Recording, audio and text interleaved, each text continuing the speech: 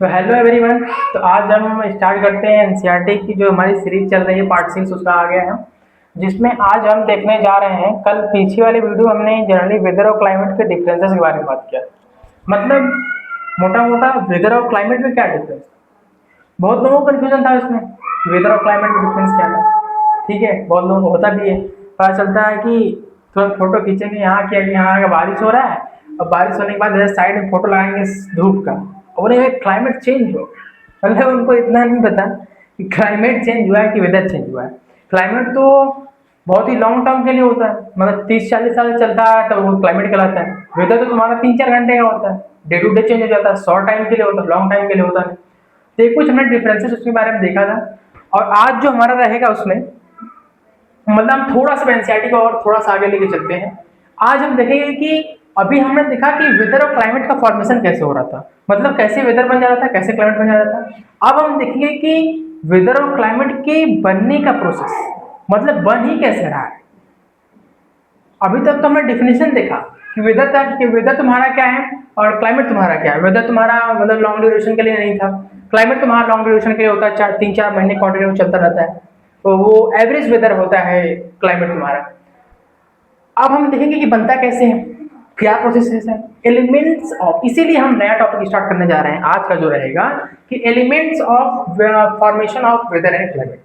ऐसे कौन कौन से एलिमेंट्स हैं जो वेदर और क्लाइमेट का फॉर्मेशन कर देते हैं, कैसे बनता है वेदर, कैसे बनती है जलवायु, उसका सिस्टम देखने जा रहे हैं। पीछे वाले वीडियो नहीं देखे हो तो कोई दिक्कत नहीं, कोई मसला नहीं। मतलब मसला ये की बात है कि अगर मान लो तुम्हारे देखा तो क्वेश्चन आ जाता है, बताओ वेदर और क्लाइमेट क्या होता है, तो इस वीडियो में मैं तो एलिमेंट्स के बारे में बताया हूँ, तो वेदर क्लाइमेट तो मैंने बताया नहीं। उसका डिटेल एक्सप्लेनेशन तो मैंने पीछे वाले को दिखा है, पीछे वाले में दिया है। और बहुत लोगों को इसमें तो दिक्कत ये है कि अगर पीछे वाले का नहीं देख रहा हो तो आगे वाले को इंटरलिंक रिलेशन नहीं बनेगा, रिलेशन नहीं बनेगा तो समझेंगे नहीं। पहला चीज ऐसा भी नहीं कि एकदम समझ नहीं आएगा, क्योंकि मैं पीछे वाला पहले स्टार्ट बता देता हूँ कि मैंने क्या पढ़ा है, उसके बाद ही आगे वाला ले चलता हूँ। ठीक है, अभी मैं इसके बाद जस्ट इसके बाद ट्यूशन कराऊंगा, और ट्यूशन कराऊंगा तो अगर मान लो थोड़ा बहुत लिंक उससे वेदर और क्लाइमेट से होगा, और पीछे वाला तुम लेक्चर नहीं देख के आओगे, तुम्हें सवाल बनेगा ही नहीं। और हमें पढ़ने का सीधा एक ही जरिया है कि ट्यूशन बनना चाहिए। ट्यूशन नहीं बना, पढ़ाई छोड़ो। ट्यूशन नहीं बना मतलब तो वो टीचर बेकार है, टीचर बेकार है भाई साहब तुम्हारा। अगर तुम XYZ किसी भी टीचर से पढ़ रहे हो, अगर तुम उससे पढ़ने के बाद ट्यूशन बन रहा है तब तो ठीक है, नहीं बनना छोड़ दो, सिंपल बोलो, सीधा छोड़ दो। ठीक है, तो स्टार्ट करते हैं। आज हमारा रहेगा कि elements of weather and climate का फॉर्मेशन कैसे होता है, कैसे बनती है, कि एलिमेंट कैसे बनता है, कैसे बनता है वेदर, उसके फॉर्मेशन। ठीक है, मैंने जो बोला कि अगर पढ़ने के बाद 100% आप कंसंट्रेशन दे रहे हो लेक्चर में, समझ में आ रहा है, ट्यूशन बन रहा है, एनसीईआरटी क्वेश्चन कर रहे हो, एनसीईआरटी क्वेश्चन देखो, लेक्चर देखो, एनसीईआरटी क्वेश्चन देखो, मैच कर रहा है कि हाँ ये मास्टर ने कुछ बताया पढ़ाया, हाँ मैच कर रहा है, हाँ ये मुझसे बन जाएगा, ठीक है, तब तो उससे पढ़ो, नहीं तो नहीं बोलना छोड़ दो, सीधा छोड़ दो। नेक्स्ट टीचर बहुत सारे, अरे इनफाइनाइट टीचर पढ़ जाएंगे, तुमको यूट्यूब पे मिल जाएंगे। ठीक है, तो स्टार्ट करते हैं।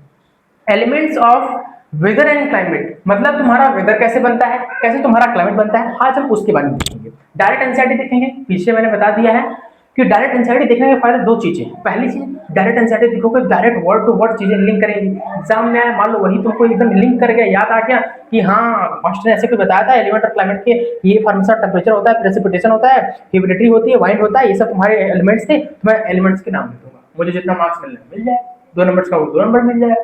तो डायरेक्ट एनसीईआरटी, मतलब बहुत लोग क्या होता है कि इसको पॉइंटर्स में काट कर लेकर आएंगे, इसी को ना पॉइंट्स अपने अपने भाषा में लेकर आएंगे, तो कोई मतलब नहीं है। मतलब इसलिए नहीं है कि जो तुम बना के लेकर आओगे भाषा नई वाली अपने अपने लैंग्वेज में, वो स्टूडेंट याद ही नहीं कर पाएगा, कितना याद करेगा वो।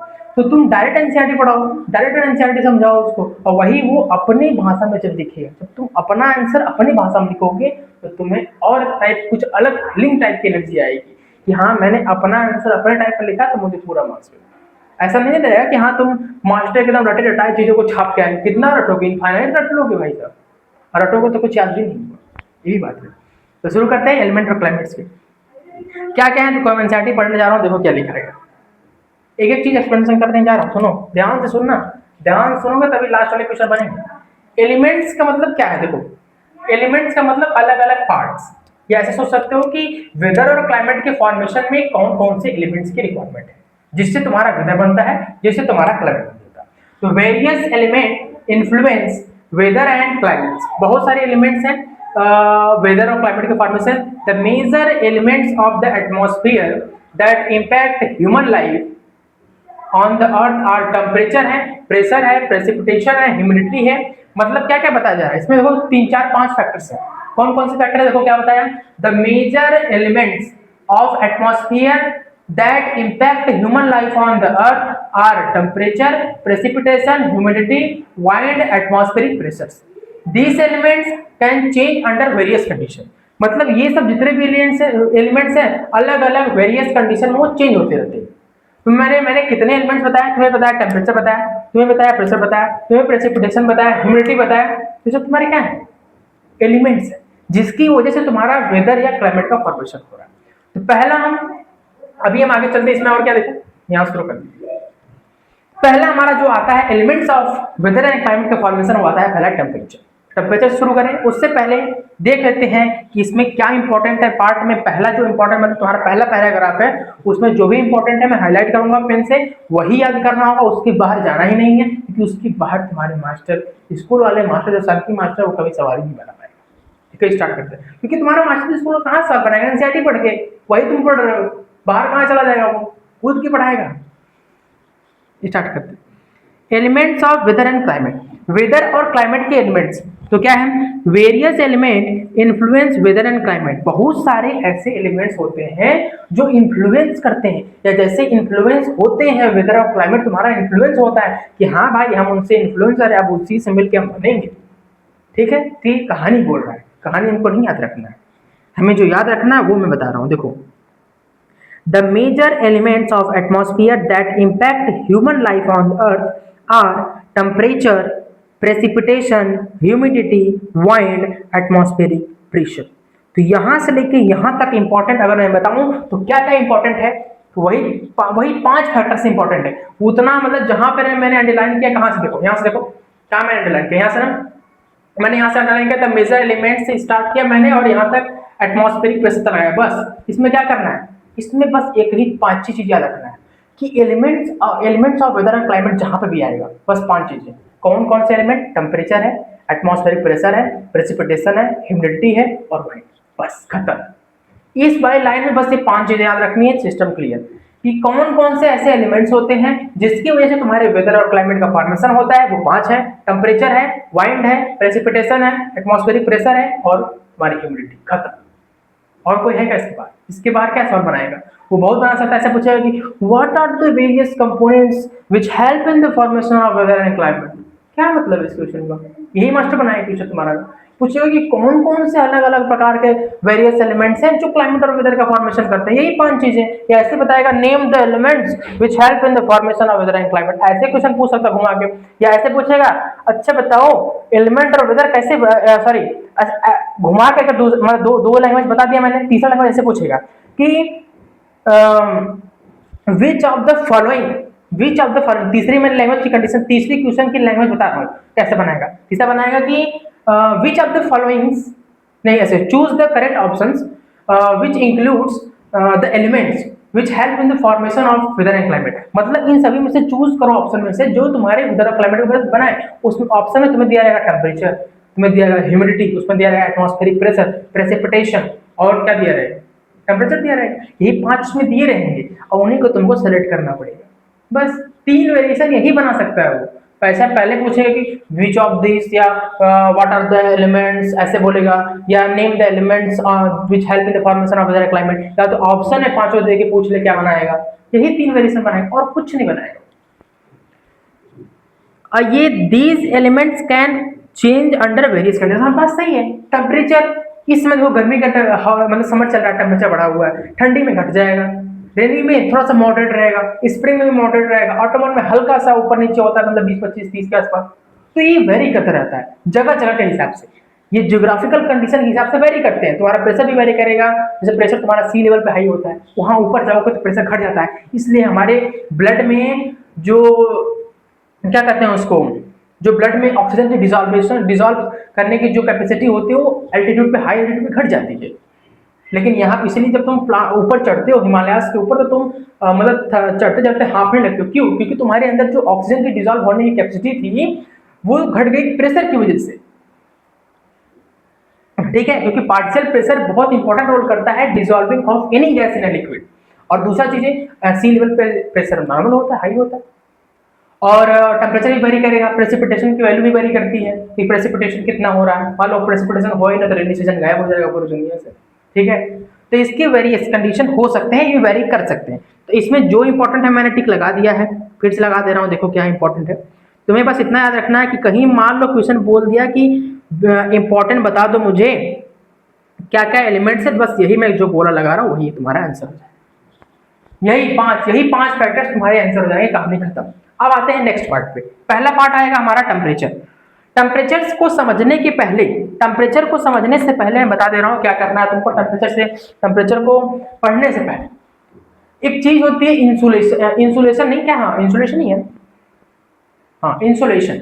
इंसुलेशन क्या होता है, इसमें कुछ XYZ इंग्लिश में लिखा, पहले हिंदी में समझ लो, क्योंकि हिंदी में समझ लोगे तो अंग्रेजी में अपने अपने लैंग्वेज से बनाओगे तो वही चीजें तुमको याद रहेंगी। दूसरे के लैंग्वेज पर कब तक चलोगे, कब तक इसको रटते रहोगे, कुछ समझ में नहीं आएगा। पहले उसको नॉर्मल समझो, अपने से स्टेटमेंट बनाओगे तो अपने से पता चलेगा तुम ग्रामर में कहाँ गलती कर रहे हो। दूसरे का चीज के रट के जाओगे तो कुछ नहीं फर्क पड़ेगा कि हाँ मैंने इंग्लिश में मिस्टेक कर दिया, लास्ट में इंग्लिश में नंबर माइनस में चले जाए, ठीक है। तो पहले समझो इंसुलेशन क्या होता है। इंसुलेशन का मतलब सिंपल सा फंडा है, एक ही मतलब होता है कि हमारी जो अर्थ क्रस्ट है वो कितने अमाउंट्स ऑफ जो हमारी सोलर एनर्जीज होती हैं, जो सन से एनर्जी आती है उसको कितने अमाउंट में वो अपने पास कंज्यूम करती है। इस कंज्यूम करने की जो इसकी जो कैपेसिटी है वो अलग अलग जगह अलग अलग है।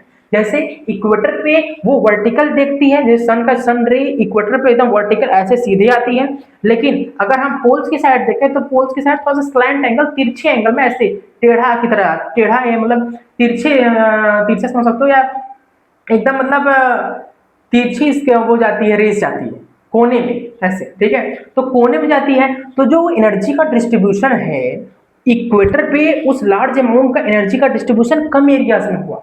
तो यहाँ पे इंसुलेशन का मतलब अर्थ क्रस्ट के द्वारा एब्जॉर्ब की जाने वाली जो सन्स रे है वो यहाँ पे ज्यादा है, इसलिए इक्वेटर का टेम्परेचर ज्यादा होता है। लेकिन वहां पे एनर्जी ये भी कांस्टेंट है, एनर्जी इतना फिक्स है कि हाँ पूरे गोले पे, पूरे अर्थ से गोले पे इतना एनर्जी गिराना है। लेकिन जो इक्वेटर पे आ रही है वो वर्टिकल आ रही है, कम एरिया में आ रही है, तो ज्यादा एनर्जी मिल जा रहा है, टेम्परेचर बढ़ जा रहा है, इसलिए इक्वेटर पर टेम्परेचर हमेशा ज्यादा होता है। लेकिन यहाँ पे जो एनर्जी आ रही है सन की वो दूर मतलब लार्ज एरिया में डिवाइड हो जा रही है। वही सेम अमाउंट जब लार्ज एरिया में डिवाइड होगी, मान लो तुम्हारे पास 100 रुपया है, 100 रुपया में 1000 में बोल दो डिवाइड करने के लिए, तो लोगों को 0 पॉइंट में मिलने लगेगा, बहुत कम में मिलने लगेगा, बहुत ही मतलब छोटे छोटे अमाउंट में मिलेगा एनर्जी। मान तुम्हारे पास 100 जोड़ एनर्जी है, उसके बोलो 1 लाख रुपए में 1 लाख लोगों में बांट दो। तो उसी तरह इसमें एज्यूम करो कि अगर यहाँ पे कुछ अमाउंट्स ऑफ एनर्जी है उसको मैंने लार्ज एरिया में बांट दिया, लार्ज एरिया में बांट दिया तो लोगों को जो यहाँ पे एरिया होगा उसको एनर्जी बहुत कम कम मिलेगी, तो यहाँ पे इंसुलेशन कम होगा, अर्थ के द्वारा एब्जॉर्ब की हुई एनर्जी बहुत कम होगी। इसलिए जब हम इक्वेटर से पोल की तरफ जाते हैं तो टेम्परेचर घटने लगता है। क्यों घटता है? क्योंकि इंसुलेशन कम होता है। इंसुलेशन क्या है? इंसुलेशन एक प्रकार का ऐसा प्रोसेस होता है जिसके जरिए क्या, एक ऐसा प्रोसेस है जैसे मान लो सन इधर से सनलाइट ऐसे आ रही है, अर्थ उसको एब्जॉर्ब कर रही है, लाइट एब्जॉर्ब कर रही है। अब कहीं पे जहां कम एरिया में ज्यादा एनर्जी आ गई वहां पे टेम्परेचर बढ़ जाएगा, जहां पे एनर्जी बहुत ज्यादा लोगों में डिस्ट्रीब्यूट होगी वहां टेम्परेचर घट जाएगा। इसी को हम बोलते हैं इंसुलेशन। तो insulation is a process in which earth crust absorb sunlight into various factors depending on the variation of areas, मतलब अलग अलग एरियाज के वेरिएशन पे। अगर एरिया छोटी है, अगर वर्टिकल एंगल 90 डिग्री के हिसाब से ऐसे सीधा एकदम देख रही है, सीधा सनरेज फॉल कर रही है, एरिया छोटी है तो एनर्जी ज्यादा आएगी, तो सन रे या पैकेट ऑफ एनर्जी ज्यादा आएगी तो टेम्परेचर आराम से बढ़ा रहेगा इक्वेटर पे। पोल साइड लार्ज एरिया है, एनर्जी कम डिस्ट्रीब्यूट होगी तो तुम्हारा टेम्परेचर घटेगा। इसलिए जब तुम इक्वेटर से पोल की तरफ जाओगे तो ऐसा इक्वेटर हमारे मतलब मान लो इक्वेटर जो हमारा है वो जो हमारा श्रीलंका नहीं, उससे थोड़ा सा इधर नीचे आओगे तो इक्वेटर तुमको देखने को मिलेगा। मैं कभी मैप लगा बता दूंगा कैसे कहाँ पे इक्वेटर है। वहां से तब ऊपर जाओगे तो इक्वेटर के पास इसलिए अफ्रीका के लोग इतने लोग मतलब उनका कलर डाउन क्यों होता है, इसी हाई टेम्परेचर की वजह से। लेकिन जैसे जैसे तुम रसिया की साइड जाओगे, रसिया चले जाओ, अमेरिका साइड चले जाओ, आर्कटिक साइड चले जाओ, एकदम ऊपर चले जाओ, आर्कटिक पोल, सॉरी आर्कटिक पोल बोल रहा हूँ, आर्कटिक साइड टुंड्रा टाइगर में चले जाओ, वहां पर टेम्परेचर एकदम हाई होता है, एकदम लोग वहां पर फ्रीज हो जाते हैं। क्यों? क्योंकि इंसुलेशन वहां पे कम है। इंसुलेशन कम क्यों है? क्योंकि एनर्जी लार्ज एरिया में डिस्ट्रीब्यूट हो गई। तो ये तुम्हारा इंसुलेशन है। और समझते हैं टेम्परेचर क्या है। वही बोल रहा है टेम्परेचर, देखो the temperature of atmosphere varies not only between day to night but also across just the summer trend to the hotter winter. ठीक है, तो टेम्परेचर का वेरिएशन ऐसा ही नहीं कि केवल डे टू नाइट मतलब दिन रात बदलता है, नहीं, ऐसा भी नहीं है। ये तुम्हारा समर विंटर में वेरी करता रहता है, इंसुलेशन पे भी डिपेंड करता है। तो most important factor on which temperature variation is totally dependent that is known as insulation, जब मैंने जस्ट बताया। तो इसमें अगर टेम्परेचर में तुम्हें कहीं बताने के लिए आ जाएगा कि देखो क्वेश्चन पूछेगा तो बस डायरेक्ट बता देना हाँ टेम्परेचर तुम्हारा एक एलिमेंट होता है इसका। लेकिन जो an important factor affecting temperature distribution is known as insolation. Insolation क्या, देखो incoming solar energy from the sun that is intercepted by earth, मतलब अर्थ के द्वारा लिया गया, उसको अलग अलग जगहों पे अलग अलग अमाउंट के हिसाब से बांट दिया गया, इसी को बोलते हैं इंसुलेशन। खत्म। तो इसमें तुम्हें ये याद रखना है, इंसुलेशन टेम्परेचर तुम्हारा खत्म। वही तो यहाँ पे लिखा है amount of insolation decreases from equator to pole. क्यों डिक्रीज होता है कि जो सन की जो लाइट को अर्थ क्रस्ट ने इंटरसेप्ट किया या जो लिया उसको डिवाइड किया अलग अलग एनर्जीज को अलग अलग एरियाज में, ज्यादा एरियाज में किया एनर्जी कम, ज्यादा एरियाज में किया एनर्जी कम, कम एरियाज में किया एनर्जी ज्यादा, टेम्परेचर बढ़ा। टेम्परेचर का वेरिएशन हमारा हो गया। अब आते हैं प्रेसिपिटेशन। तो it occur when a part of atmosphere becomes saturated with water vapor and which condensate and precipitates or fall on the earth due to the gravity। Precipitation बारिश कब होती है? जब हमारे अर्थ का जो हमारे सी लेवल का वाटर होता है वो इवापोरेट करेगा तो कुछ अमाउंट जाते जाते कुछ लेयर जाते जाते वो फ्रीज होने लगता है। जनरली जो क्लाउड का फॉर्मेशन ट्रोपोस्फियर में होता है, ट्रोपोस्फियर में तुम्हारा एल्टीट्यूड बढ़ता है, टेम्परेचर घटता है, इसलिए तुम्हारे वाटर वेपर फ्रीज होते हैं, कंडेंसेशन होता है, क्लाउड का फॉर्मेशन हो जाता है और रेन की फॉर्म में प्रेसिपिटेशन होने लगता है। तो वही इसमें लिखा है। देखो क्या लिखा है, क्या क्या इसमें क्या याद रखना है तुमको कि प्रेसिपिटेशन कैसे हुआ? जब हमारा atmosphere part of atmosphere become saturated with water vapour से सैचुरेटेड हो जाए, मतलब इसमें वाटर वेपर का डिसॉल्वेशन ज्यादा हो जाए, विच कंडेंसेट और बाद में फिर वो कंडेंसेट हो और प्रेसिपिटेस की फॉर्म में अर्थ की ग्रेविटी की वजह से नीचे फॉल कर जाए। तो यहाँ से ये ध्यान रख सकते हो कि प्रेसिपिटेशन कैसे हुआ, पूरा होल प्रोसेस बता देना है। इवापोरेशन होता है, इवापोरेशन से वाटर वेपर इवापोरेट होता है, H2O में जाता है, जब इसका सैचुरेशन हमारे एनवायरनमेंट में हो जाता है तो ये कंडेंसेट होता है, कंडेंसेट के बाद जब कुछ समय बाद जब हाई टेम्परेचर इसको मिलता है तो मेल्ट करके अर्थ की ग्रेविटी की वजह से बारिश की फॉर्म में गिर जाता है, इसे बोलते हैं प्रेसिपिटेशन। ठीक, इसमें प्रेसिपिटेशन किसके फॉर्म में आ सकता है? तो ड्रिजल, रेन, स्नो, स्लीट और हिल। हाँ, ये इंपॉर्टेंट ध्यान रख सकते हो कि रेन सबसे ज्यादा प्रेसिपिटेशन हमको रेन के फॉर्म में देखता है, क्योंकि पहाड़ों में जाओगे तो हिल्स का मतलब बर्फ के फॉर्म में तुमको देखने को मिल जाए, लेकिन ज्यादा मोस्ट ऑफ द जो रेन प्रेसिपिटेशन होता है वो रेन के फॉर्मेशन में होता है, रेन फॉर्म। जब मेजर फैक्टर अफेक्ट प्रेसिपिटेशन, हाँ ये इंपॉर्टेंट है, prevailing winds, mountain and seasons, इसकी वजह से तुम्हारा बारिश का इफेक्ट देखने को मिल जाता है। When precipitation fall on earth in liquid form, it is called rain। अगर प्रेसिपिटेशन वो लिक्विड फॉर्म में होगी तभी उसे हम रेन बोलेंगे, ध्यान रखना ये भी इंपॉर्टेंट है। तो दूसरा पॉइंट यहाँ पे कि कौन कौन से ड्रिजल, रेन इसके फॉर्म में तुम्हारा प्रेसिपिटेशन हो सकता है, कौन कौन से फैक्टर है, तुम्हारा तीसरा पॉइंट हो सकता है। चौथा पॉइंट, अगर प्रेसिपिटेशन लिक्विड फॉर्म में हुई तो उसे हम बोलते हैं रेन, फोर्थ पॉइंट।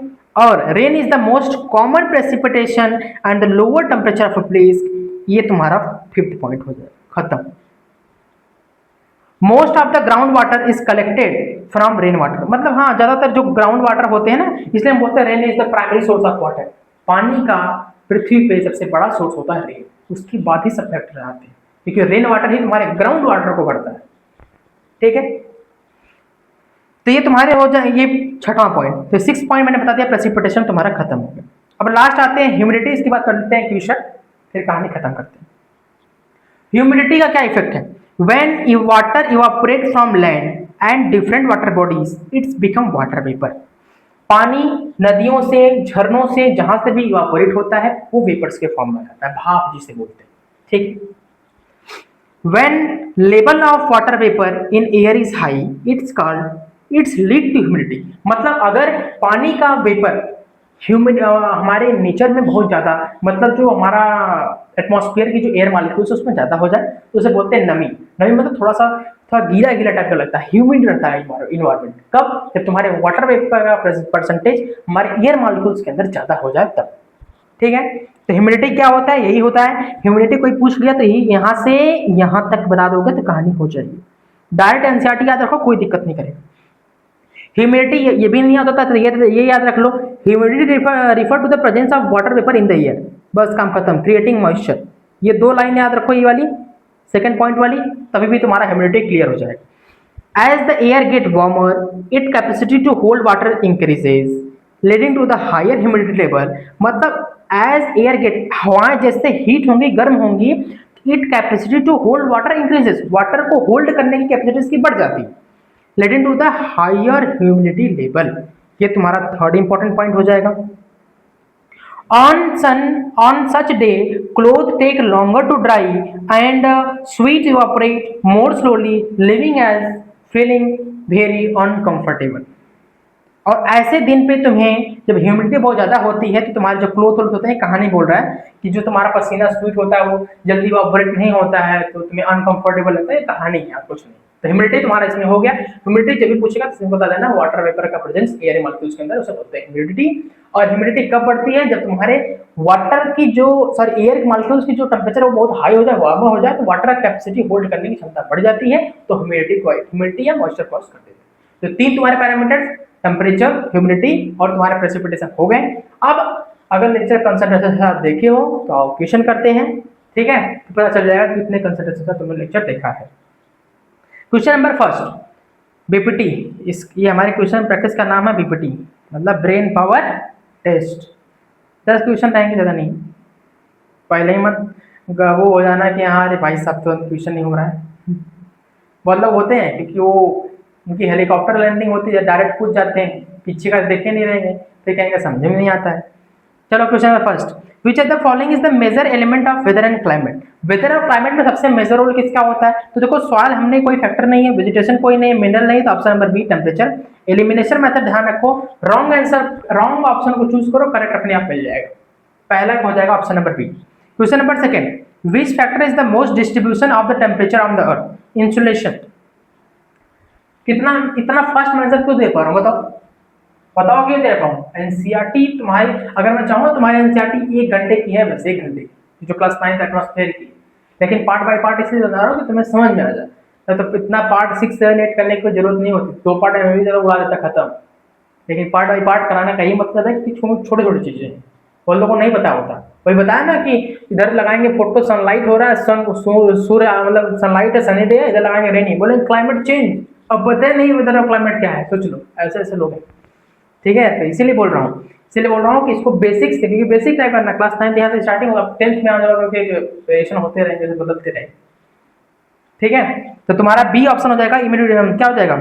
इंसुलेशन। मतलब टेम्परेचर जो हमारे अर्थ का होता है वो इंसुलेशन पे डिपेंड करता है। इंसुलेशन का मतलब कि अर्थ जो हमारा क्रस्ट है वो कितने अमाउंट ऑफ एनर्जीज को वो ले रहा है, मतलब कम एरिया में दे रहा है, मतलब छोटे छोटे जगहों पे दे रहा है।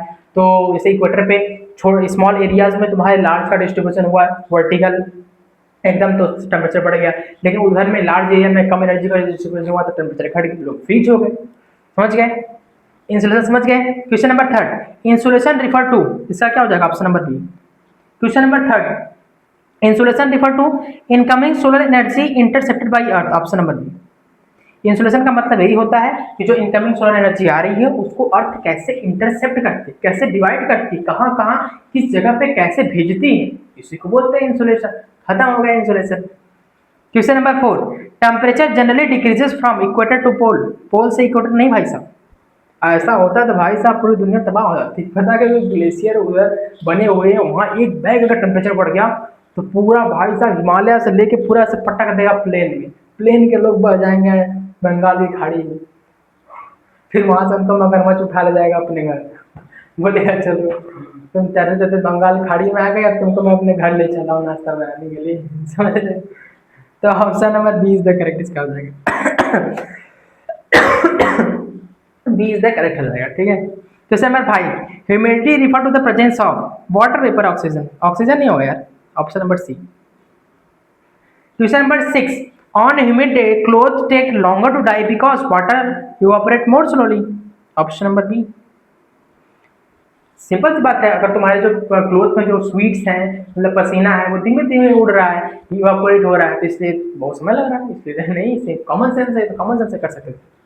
Question number 7, which is the ultimate form of या फॉर्म ऑफ प्रेसिपिटेशन। देखो ह्यूमिडिटी ये सब तुम्हारे क्या है, तुम्हारे तीन में काटा होंगे, तुम्हारे क्या है, ये एलिमेंट्स हैं, तो तुम्हारा हेल होगा। जनरल अगर पूछेगा, इसलिए मैंने जनरल भी लाया हूँ। देखो नीचे क्वेश्चन और इससे रिलेट करने वाला, देखो question number 8, forms of precipitation से पूछा, तो तुम्हारे ड्रिजल वो सब बहुत सारे हो सकते हैं, लेकिन क्वेश्चन नंबर 8 क्या बोल रहा है, when precipitation fall on earth in liquid form, liquid form में आएगा तो क्या बनाएगा, रेन बनाएगा, केवल rain, rain is the ultimate source of water, option number C. Question number 9, which are the following factor affect precipitation, बताओ कौन कौन, सभी कह देंगे, सीजन है, हाँ प्रेसिपिटेशन में बताया था, प्रिवेलिंग वाइंड्स है, माउंटेन सीजन। देखो हमारा एडिटर जो आंसर ही लगा दिया है, ऑल ऑफ दिस हाईलाइट कर दिया, पता नहीं क्यों। Question number 10, which statement is correct about the rainfall, rainfall के लिए क्या करेक्ट है बताओ। It is the least common, least का मतलब कम होता है, तो लीस्ट रेनफॉल तो हमारा मोस्ट होगा ना भाई साहब। ओनली अगर है बारिश, केवल बारिश में होगी, विंटर के सीजन में ही बारिश का आ रहा है, सोचो कॉमन सेंस, लोग मर जाएंगे भाई साहब, इतना ठंडी ऊपर से बारिश, क्या करना था, फ्रीज हो जाए प्लेन्स के लोग। Most common option number C. It always increase temperature, rainfall हमेशा टेम्परेचर बढ़ा देता है, देख लो कॉमन सेंस लगा सकते थे। बोल रहा है कि बारिश होने से टेम्परेचर बढ़ जाता है, वाह क्या मस्त। मतलब सोचो बारिश होने लगे तो जहाँ मान लो सोचो जहाँ पे उसमें क्या बोलते हैं, एमेजॉन फॉरेस्ट या जहाँ पे continue advancing monsoon returning monsoon में बारिश हो रही कंटिन्यू, तो वहाँ के लोग तो बॉयल हो जाएंगे, मतलब ये तो वो लोग बोलने लगेंगे भाई साहब अगले दिन बाद मतलब बुझा जाएंगे। तो ऐसा नहीं, इसको ऐसे भी काट देते थे, ऑप्शन भी कॉमन सेंस, कॉमन सेंस पहले लगाया करो, फिर एलिमिनेशन लगा के गलत आंसर काटा करो, करेक्ट वाला अपने आप मिल जाएगा, ठीक है।